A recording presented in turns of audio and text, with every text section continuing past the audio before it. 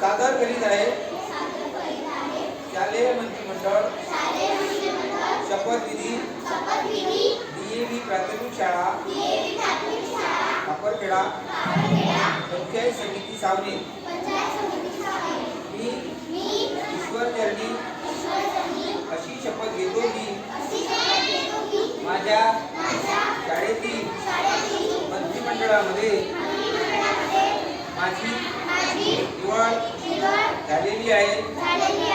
मी मुख्यमंत्र्यांच्या अध्यक्षतेखाली मला वाटून दिलेल्या खात्याचा कारभार व्यवस्थित व पारदर्शकपणे पार पाडी।